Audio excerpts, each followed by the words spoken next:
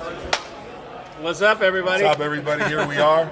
A lot of you guys have been asking to see him on camera with me, so shall we hug? yeah, man. It's been a long day for me, and I'm sure for you too. Absolutely, man. It's been a freaking long day, but I'm happy to be here. I'm happy to meet you guys, the fans, the subscribers, say hello to all of you guys.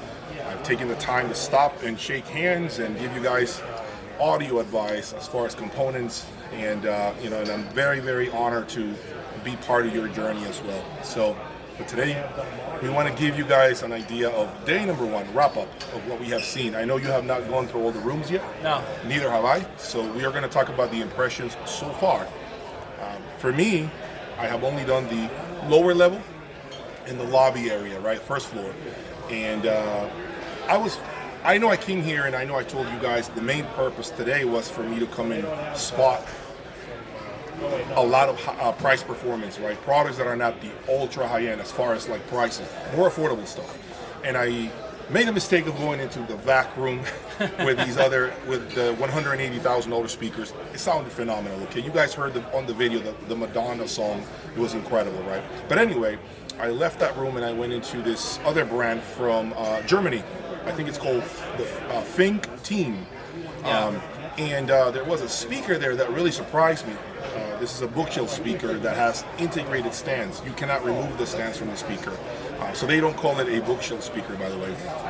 And I was blown away by the speaker. I mean, it had a tremendous amount of soundstage spaciousness, great imaging, never got fatiguing, very musical, I must say. And this is a speaker that somehow I missed at the last show, which was the Florida Audio. Was it? Yeah, Florida Audio was the last show that I attended. So no, actually Expona. Yeah. And and it blew my mind. And it's $12,900 now. Oh yeah, that's So cool. for a pair of speakers, right? So that's considered affordable in our world. Okay. Then I went to see this other speaker brand from Italy. I can't remember the name off the top of my head, but you guys have seen the video, okay? And this speaker was phenomenal, but that's a $40,000 speaker, so it's a little bit high in terms of price. But I want you guys, I want you to tell my viewers, what did you see? What is it? Sure. Okay. Yeah. So and for me today, again, it's day number one. So day number one, we always got to give them a little bit leeway, right? Because they're getting the systems dialed in. But actually, I was surprised today for how good sounding things were, being that they were first day. That it was first day. Like a lot of times you hear just a lot of horrible things the first day. I didn't encounter that today. On the main level here, I like the CAT, Convergent Audio Tech room. With the magical speakers, the S5s, the black ones? Yes, I believe so. Big, a bunch of tube amplifiers. Yeah, I know what you're talking. Yes. Loud. Double stack. Yeah. So that was a great sounding room. And let's see. And then I was up on floor 6. And I saw the Margulies room, which was very good. They had a pretty modest system up there. I think it was below 30K. That was very good. And there was, we saw the Stellavox room with, they were playing tape with, I don't even remember what the speakers were in that room, but it was Audio Note Electronics. And it was just a cool room, you know what I mean? Like you went in there and you knew it was music lovers. They're playing old tapes that they had dubs from like the 1961, 62, like blues music. So you just came in, you really felt like you were with the music passionate people, So it was pretty cool. Nice. It just had a cool vibe to it, I'm playing off a little teeny reel-to-reel recorder, like a little portable one, know, that's like from 1980 or something like that. Okay. So it was pretty cool. Those are the ones that Von stuck. Schweikert, you said the 20,000. Yes, good point. Yeah, Von Schweikert had a $20,000 speaker that they were playing, and phenomenal sound. Really phenomenal. Lot of sound for 20K. 20K, right? Yeah. So I haven't heard that yet. I need to work my way up there, but I have heard from a lot of people that room is phenomenal. I have never owned any Von Schweikert. Have you owned any Von Schweikert? I haven't, no. So this is a great opportunity for me to hear something that's affordable, quote unquote, 20K for a speaker that he's saying he was impressed by. Yeah. I have to believe my reaction will be the same. I know another one. Wolf von Longa. Did you hear that shit? I'm not. That's killer. Man. Really? These little guys that sit on the ground, they're 18 grand, but they're field coils and air motion tweeters sitting on a piece of glass. Super cool design, like really elegant and killer sounding. 18 grand, I believe. Yeah. I need to look at those. Yeah, Wolf von Lange from Germany. Yeah. Wow. Yeah, Germany is that was killing impressive. it. Germany has a lot of good stuff here, man. I've seen a lot of German speakers here that have blown. You know, to be honest with you, I haven't really found like a lot of bad rooms. I think they have done a great job, all these exhibitors. I have found, like, to your point, that you were shocked that things were sounding pretty good for being day one. Yeah. Normally it's horrible the first day. So I have to agree with what he's saying as far as the rooms being pretty good. Things are sounding pretty nice for the most part. And it's only going to get better, guys, because tonight these guys are going to reinvent themselves. They're going to try different amplifiers for tomorrow. They're going to fix things. They're going to tweak things. They're going to try different cables. I am sure tomorrow we're going to get the real deal. We're going to get to see maximum performance from a lot of them. Now, I was told by the videographer here that you heard vinyl, that he was talking about analog. Yes. So I had my very first record today. I got a gift. I went to the Pure Audio Project. Wow. And he gave me a record that he made, right? For Pure Audio Project. It was a sampler. And so I got my very first record. Thanks, Ev. And now I got to buy a turntable. Oh no, you did not. No, I doubt it. I don't no, think I. you didn't I don't say think that. I will. Yeah, Oh my God! Did you just say that? No, I'm kidding. Oh I'm my fucking around. Lord! I'm fucking around. Oh man, you gotta come out. I know. I hear you love it, man. Yeah. It's a different experience. Sure it is. It's such a different experience, and it's something that's very hard to put into words. Yeah, exactly. You have to just come I know out. what you mean. Yeah, you feel it. It's a feeling, right? It's a feeling. It's not a hearing. It's a feeling. It's a feeling thing that I just sometimes feel it's lacking with digital. Now, again, my experience, right? So his experience may be different, but with vinyl there is that feeling. Yeah, and I want to bring the playback design stack. Oh yeah, down absolutely. So that we can compare that, because that's I feel the crucial part. I agree. Yeah, I agree. So I'd love to hear, because I want to know for myself. Yeah. You know, I'd love to hear the difference. And I'll have a Super Audio CD player by then, so that we can just feed your playback Straight DSD, a real super CD, not like streaming crap. Right. We want to get an actual file, high-res file or media, nothing streaming. Because to be honest with you, I haven't spoken to you about this. Streaming feels like a watered-down version of vinyl to me right now, and I never knew that. So you got fucked up, dude. You got messed up. Excuse my language. Excuse my French. Yeah. Never knew that. You got jacked up. But it's what it is. I'm here to tell the truth, and I don't care either way, because I have been a digital guy for the last 10 years, at least a decade, and so I don't have a horse in this race. Right. If vinyl is no good, are you going to start collecting records? I bought 5 today. Yeah, did you? You guys are going to see that video drop soon. He's done. And I went to the marketplace, and you guys will see my selections and what I decided to buy. And I even did another video of the record cleaners.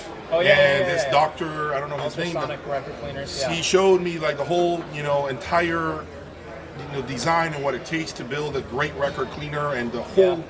Everything, like the whole science behind it, right? Yeah. And I was very impressed, to tell you the truth, because you guys, vinyl dudes, can get real deep into this subject. Yeah. You guys can go deep, like deep waters that I have never been swimming. Like in. Sia. Yeah, and so I have to kind of pump the brakes with some of you guys, because you guys will drag me to the bottom of the ocean. Okay, so rabbit hole. Yeah, well, and I can understand where you're coming from. Yeah. But sure, there's a lot involved. There's a lot involved, but the truth is that. Right now, what I'm stopping myself from doing is tinkering. I want to do plug and play. Just push play and sit down. That's what I'm trying to do. And my turntable right now is set up just for that. For me not to mess with it. It's beautiful. It's sounding amazing, phenomenal. I'm still learning how to, clean records myself and the proper way of doing things. And because I do not know any better, right? I have zero knowledge.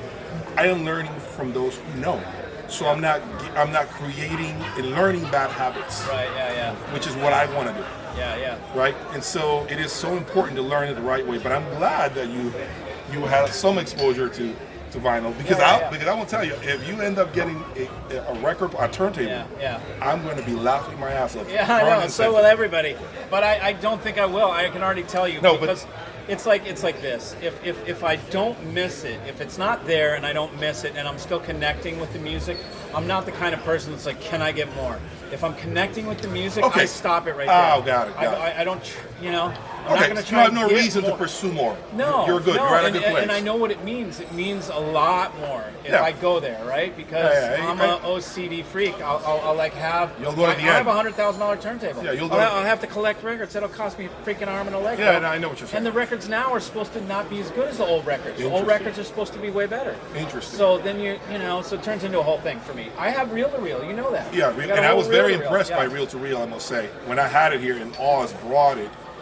And he had like a $2,500 reel-to-reel player, and I was blown away by it. It really is phenomenal. Yeah. So for me, it's just a new journey and something new to discover and look forward to. And to be honest with you, it gives me some exposure to something that I had never been exposed to.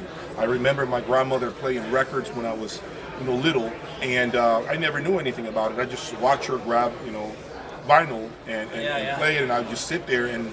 It was cool. I didn't know any better, right? Then eventually, record tapes and boombox came out, and you got to be able to record music from radio stations and all of that. When your tune came on, you were able to push record. Hurry up! It's playing right now, and you record it. So now is my turn, and I feel like, although it's only been a short 8 days of owning a turntable and records, I can't wait to get home and play the 5 records that I bought today. And begin to experiment with that, because it's a different journey. There's no question about it. Yeah.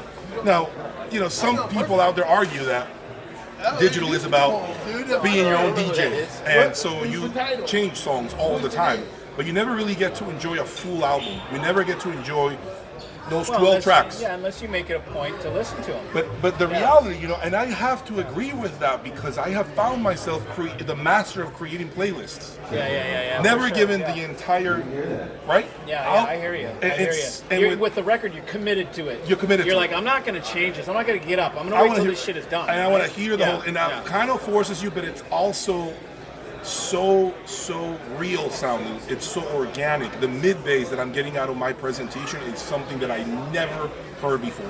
It's like you have to be there, and when you get there, when you come over, we will do the A and B comparison with, because I'm feeding input number 1 my MSB, so in this case it will be your DAC.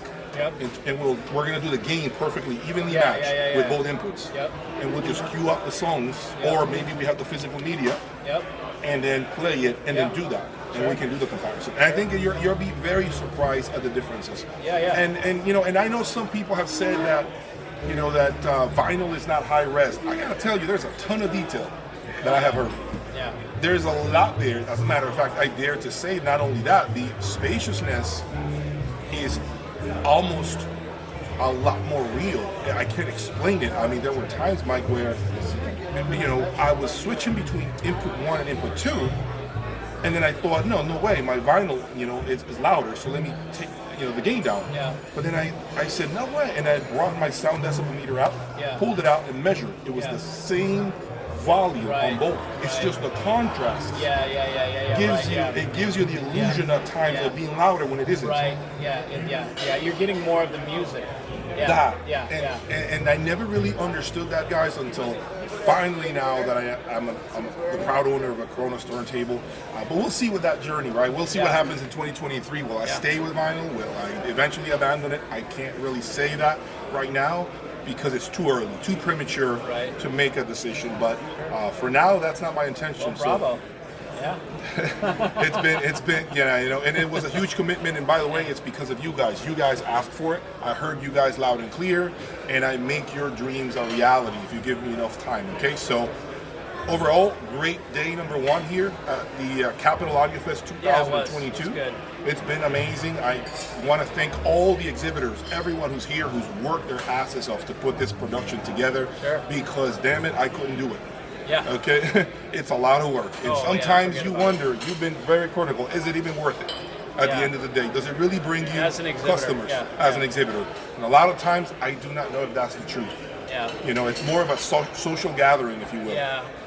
Keep yourself on the map. And all of these things are, all these expenses are basically covered by the exhibitors themselves. $5,000, $10,000, $20,000 worth of logistics, transporting things, hiring the labor, packing it up, shipping it back home, and it's a lot of hurdle. a lot of hurdles that you have to go through, but you know, we do it because we love this craziness, and we're here again. Yeah. So I'm glad to see you, man. Yeah, brother. I'm glad Good to see you. So man. tomorrow, hopefully, if we can link up again, we can do a Yeah. wrap-up video, because I'm gone out of here. I'm leaving Sunday. I don't know what time you leave on Sunday, but I'm Monday. back. Oh, Monday. Yeah, yeah. I leave Sunday at around noon. So, Okay. you know, maybe tomorrow night, if we have the time, I want to do a wrap-up video of what I consider to be the best speaker, affordable speaker, not speaker, room, because this is not just a speaker we're hearing. We're hearing the entire system. Every room is a system, not just a speaker. Yeah, so absolutely. the most affordable room, and I'm curious to know what that is and which speaker really stands out to me. Yeah. Okay. So more to come, guys. Thank you for your time, Mikey. All right. Thanks, brother. Appreciate it. Okay, cheers. Peace.